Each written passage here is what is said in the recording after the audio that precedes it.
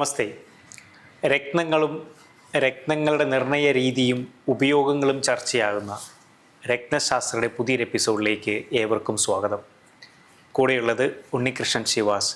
രത്നശാസ്ത്രയിലേക്ക് സ്വാഗതം സാർ. നമസ്കാരം, സന്തോഷം. നമ്മൾ രത്നശാസ്ത്രയിൽ കഴിഞ്ഞ വന്നിട്ടുള്ള എപ്പിസോഡുകളിൽ നമ്മൾ രത്നങ്ങളെ പ്രത്യേകിച്ച് ഒരു സൗന്ദര്യം കൂട്ടാനായിട്ട് നമ്മൾ ഉപയോഗിക്കുന്ന ആ രത്നങ്ങളും അതിൻ്റെ വിശേഷങ്ങളും നമ്മൾ പങ്കുവെക്കുകയുണ്ടായി. നമ്മൾ മുത്തുകളെ കുറിച്ച് ചർച്ച ചെയ്തു. അതുപോലെ തന്നെ മാലക്കൈറ്റ് എന്ന് പറയുന്ന വളരെ സവിശേഷതയുള്ള വളരെ പ്രത്യേകതയുള്ള പ്രകൃതിയുടെ ഒരു അത്ഭുതം തന്നെയാണ് ഈ മാലക്കൈറ്റ് എന്ന് പറയുന്ന രത്നം തന്നെ. അതിനെക്കുറിച്ചൊക്കെ നമ്മൾ പ്രേക്ഷകരോട് പങ്കുവെക്കുകയുണ്ടായി. അതോടൊപ്പം തന്നെ നമ്മൾ ഉൾപ്പെടുത്തുന്ന ഒരു കാര്യമാണ് നമുക്ക് വരുന്ന എൻക്വയറീസുകൾ, അതായത് വാട്സപ്പ് അതുപോലെ തന്നെ നമുക്ക് മെയിലുകൾ വഴി കിട്ടുന്ന പ്രേക്ഷകരുടെ ഒരു ആവശ്യപ്രകാരം നമ്മൾ പങ്കുവയ്ക്കുന്ന കാര്യങ്ങൾ, അതും നമ്മൾ ഉൾപ്പെടുത്താറുണ്ട്.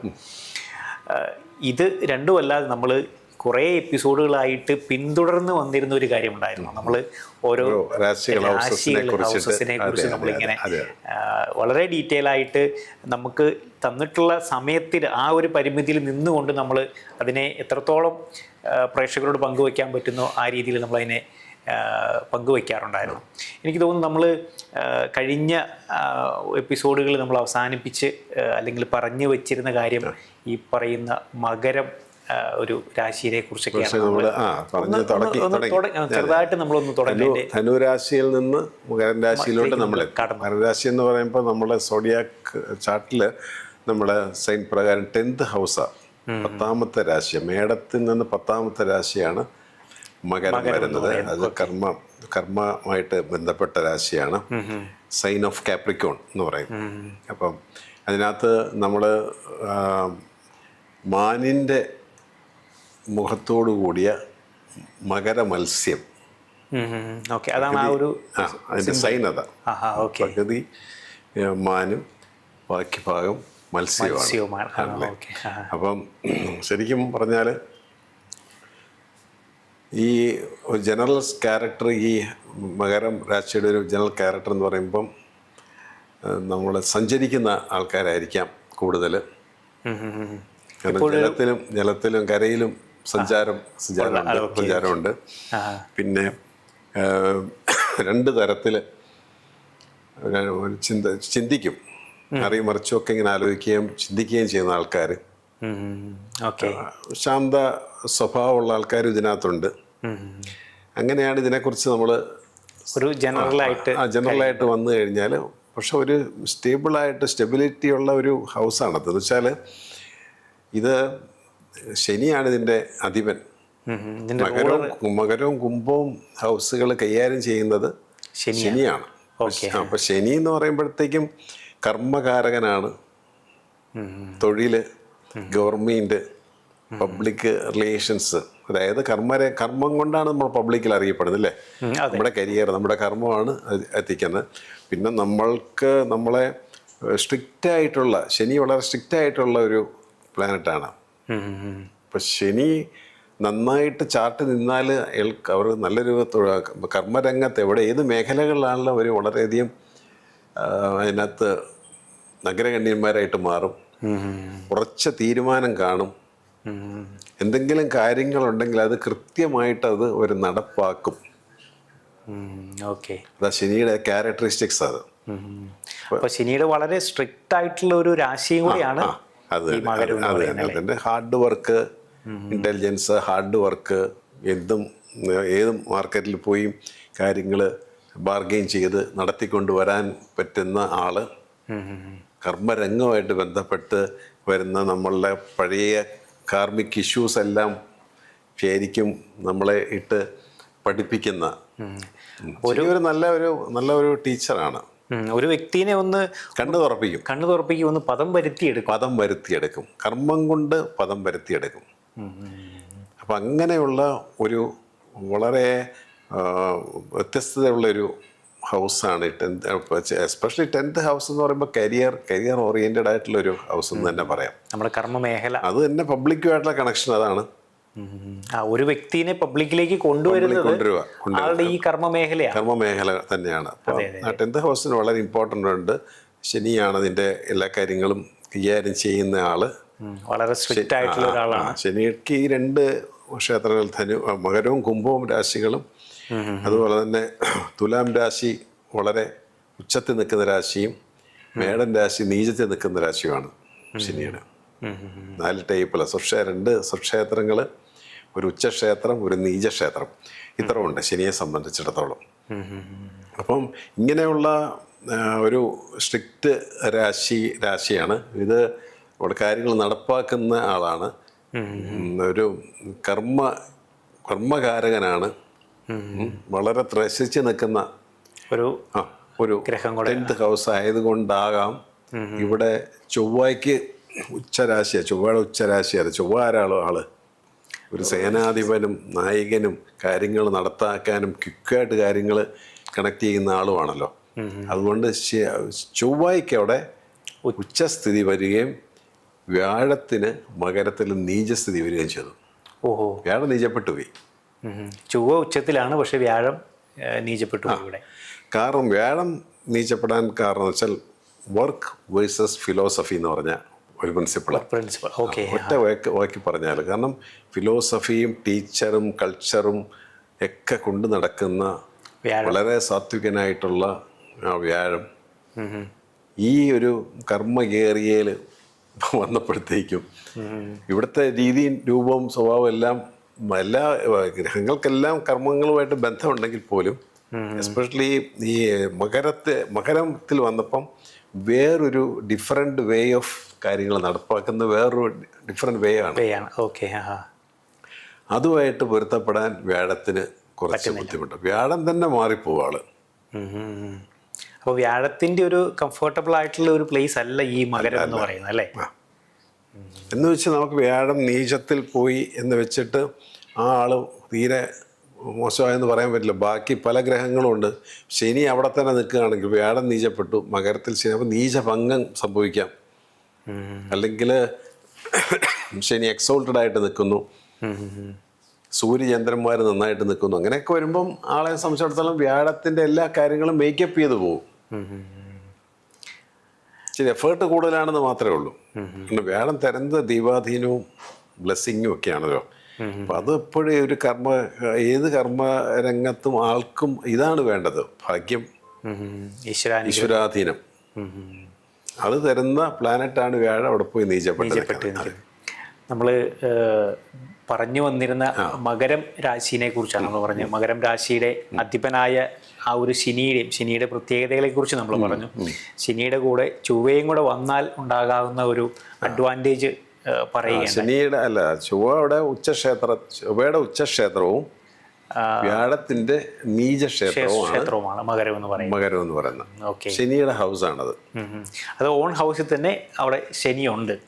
ശനിയുടെ ഹൗസാണ്. ഓൺ ഹൗസിൽ തന്നെ ഉള്ളത്. ചിലപ്പം ആ ബർത്ത് ചാർട്ട് ഇപ്പം എപ്പോഴും ശനി അവിടെ തന്നെ അല്ലല്ലോ. ഇപ്പം നമ്മള് ഇപ്പൊ ശനി നിൽക്കുന്നത് മീനൻ രാശിയിലാണ് ഇപ്പൊ നമ്മൾ സംസാരിച്ചുകൊണ്ടിരിക്കുമ്പോൾ. അപ്പം ഈ മാസം ജനിക്കുന്ന കുട്ടികളെല്ലാം മീനത്തിലായിരിക്കും അവരുടെ ശനി പോയി നിൽക്കുന്നത്. അങ്ങനെ ഒരു ഇതുണ്ടാവും. ശനി ഇങ്ങനെ 2.5 വർഷം കൂടുമ്പോൾ മാറിയാ പോകുന്നത്.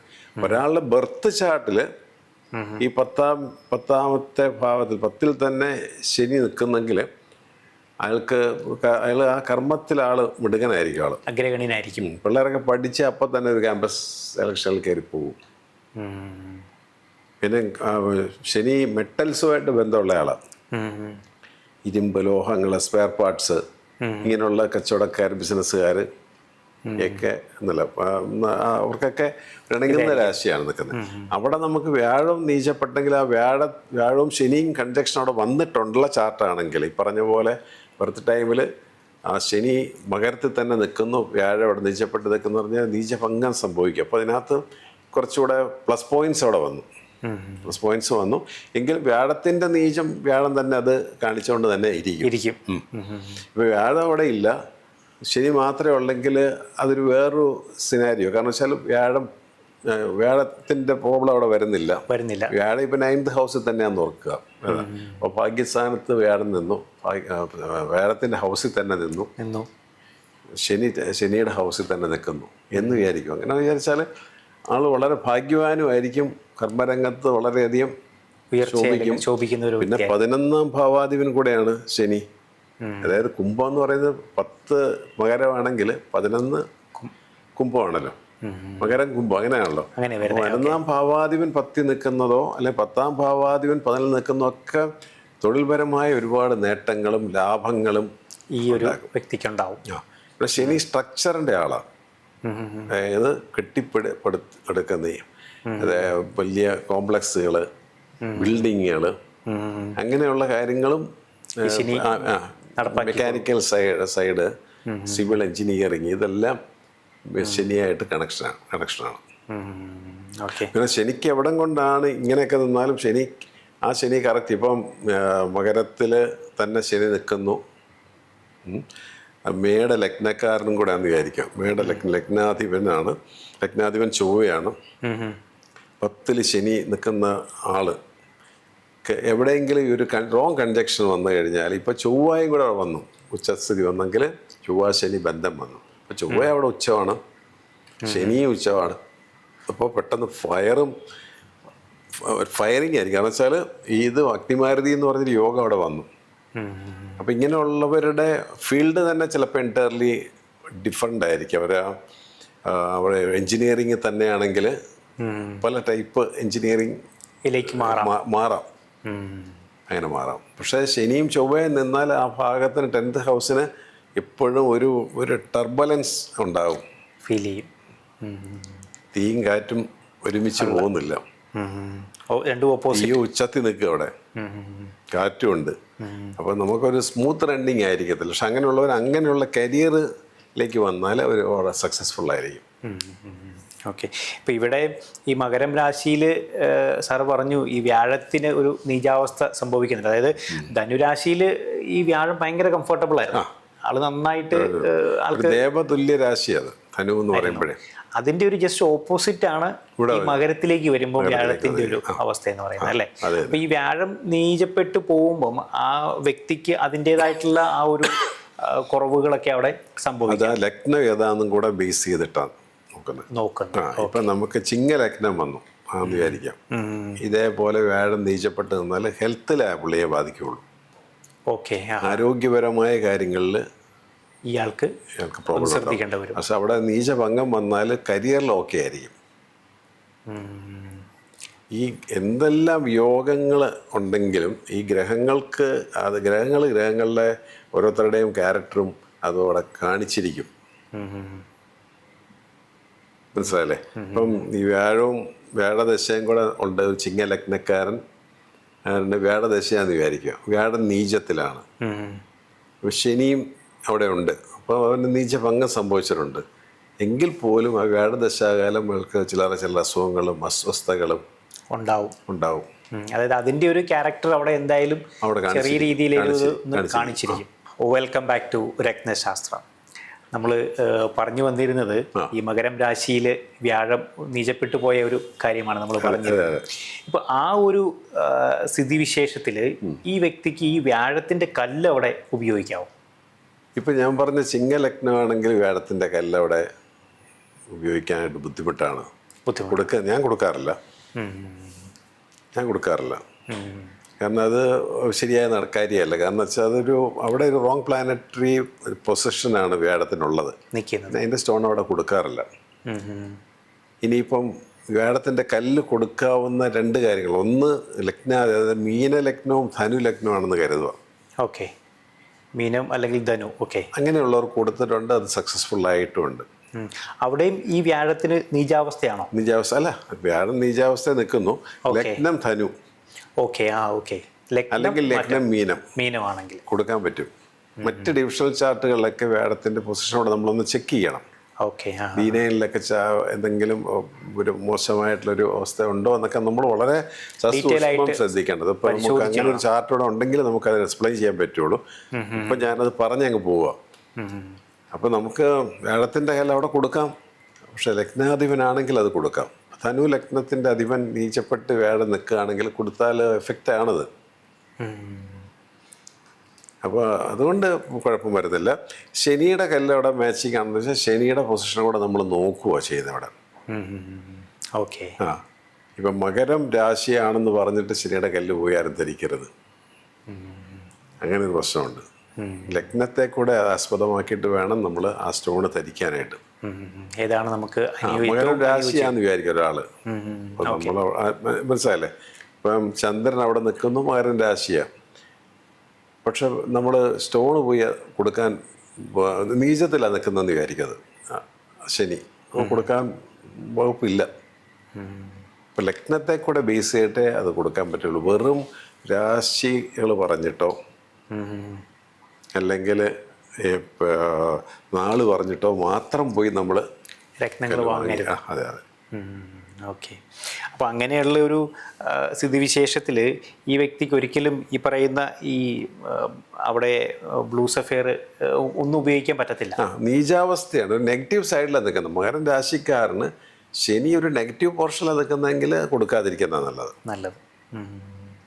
ഈ അത് പറഞ്ഞപ്പോഴാണ് ഞാനൊരു കാര്യം സംശയിച്ചത്. ഈ യെല്ലോ സഫയറും ബ്ലൂ സഫയറും കൂടെ നമുക്ക് ഒന്നിച്ച് യൂസ് ചെയ്യാൻ പറ്റുന്ന ചാർട്ടുകൾ കൊടുക്കാം നമുക്ക്. പക്ഷെ അത് കോമൺ ആയിട്ട് കണ്ടുവരുന്ന ഒരു കോമ്പിനേഷൻ കൊടുത്തിട്ടുണ്ട്. ഇപ്പൊ റയറായിട്ട് കൊടുക്കുന്ന കോമ്പിനേഷനാണ്. പറ്റും. പക്ഷെ അതും ഈ പറയുന്ന വ്യാഴവും ശനിയും അയാൾക്ക് സപ്പോർട്ടീവ് ആയിരിക്കണം. ഈ ആളുടെ ഡിവിഷണൽ ചാർട്ട് വരെ നമ്മൾ വളരെ സൂക്ഷ്മം നോക്കിയതിന് ശേഷം നമുക്ക് കൊടുക്കാം. രണ്ടും സഫയർ ഗ്രൂപ്പിൽ പെടുന്ന കല്ലുകളാണ്. അതിന്റെ കളറാണ് അതിന്റെ ഡിഫറൻഷിയേറ്റ് ചെയ്യുന്നത്. അങ്ങനെ കൊടുക്കാം. പക്ഷെ അത് ഓരോ കൊടുക്കുന്നതല്ല, ഈ പറഞ്ഞ പോലെ സസൂക്ഷ്മം ചാർട്ട് പരിശോധിച്ചതിന് ശേഷം മാത്രമേ കൊടുക്കാവുള്ളൂ. നമ്മൾ സാധാരണ എമറോൾഡും യെല്ലോ സഫയറുടെ ഒരുമിച്ച് അങ്ങനത്തെ രണ്ട് ഓപ്പോസിറ്റ് പ്ലാനറ്റുകളാണ്. പക്ഷേ ചില കേസുകൾ നമുക്ക് കൊടുക്കാൻ സാധിക്കും. അത് ആ വ്യക്തിയുടെ ചാർട്ടിനകത്ത് കണ്ടിട്ട് ഇപ്പം അങ്ങനെ കൊടുത്ത ചാർട്ടുകളുണ്ട്, പക്ഷെ എനിക്ക് ഓർമ്മയിലില്ല. അത് കൃത്യമാണോ നമുക്ക് ചെക്ക് ചെയ്തിട്ട് വേണം നമുക്കത് ആ ഒരു രത്നധാരണത്തിലേക്ക് നമ്മൾ കടക്കാനായിട്ട്. അതെ അതെ, ചെക്ക് ചെയ്തിട്ട് തന്നെ വേണം. അതപ്പോൾ ഏത് കല്ലാണെങ്കിലും അതെ, സഫയർ ആകട്ടെ യെല്ലോ സഫയർ ആകട്ടെ, എന്ത് കല്ലുകളും നമ്മളൊന്ന് ചെക്ക് ചെയ്യണം. അതായത് ഇപ്പോൾ നമ്മുടെ ലഗ്നാധിപൻ്റെ കല്ല് നമുക്ക് ധരിക്കാമോ, അല്ലെങ്കിൽ ദശാകാലങ്ങൾ നോക്കിയിട്ട് കല്ല് ധരിക്കാമോ, അല്ലെങ്കിൽ നമ്മുടെ രാശി നോക്കിയിട്ട് മാത്രം ഒരു രത്നം ധരിക്കാമോ, അങ്ങനെ ഒരിക്കലും ചെയ്യാൻ പാടില്ല. അത് ചെയ്യരുത്. കാരണം ഈ രാശിയിലും ഈ നാളിലും പെട്ട ആൾക്കാർക്കെല്ലാം ഒരേ അനുഭവങ്ങളല്ല എന്ന് നമ്മൾ ആദ്യം മനസ്സിലാക്കണം. എല്ലാം വ്യത്യസ്തങ്ങളായിരിക്കും. അപ്പം പിന്നെ ഈ കല്ലുകൾ മാത്രം രാശിയിൽപ്പെട്ട ഒരാൾ ഇപ്പോൾ ഗൾഫിൽ ജോലി ചെയ്യുന്നുണ്ട്, എന്നാൽ ഒരിക്കൽ പോലും ട്രാവൽ ചെയ്യാത്തൊരു മകരം രാശിക്കാരൻ നാട്ടിൽ കാണുമല്ലോ, വിദേശത്തൊന്നും പോകാതെ. ഒരിക്കൽ പോലും അങ്ങനെ അത് ഡിസൈഡ് ചെയ്യാൻ പറ്റത്തില്ല. വ്യക്തിയുടെ ചാർട്ട് കണ്ടാൽ അപ്പം തന്നെ നമുക്ക് അത് പറയാൻ പറ്റും, ഇത് അനുയോജ്യമാണോ അല്ലയോ എന്നുള്ളത്. അതിനുശേഷം മാത്രമേ നമ്മൾ ഈ പറയുന്ന ഒരു രത്നങ്ങൾക്കെല്ലാം അതിനകത്ത് ധാതുക്കൾ അടങ്ങിയിട്ടുണ്ട്.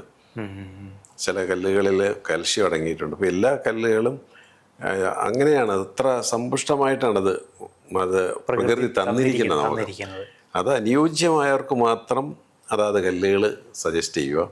അത് കല്ലുകൾ സജസ്റ്റ് ചെയ്യാനായിട്ടുള്ളതാണ് ജമോളജി. രത്നങ്ങളെക്കുറിച്ച് നമുക്ക് മൊത്തത്തിലൊരു ധാരണ ഇത് സജസ്റ്റ് ചെയ്യുന്ന ആൾക്കുണ്ടാകണം.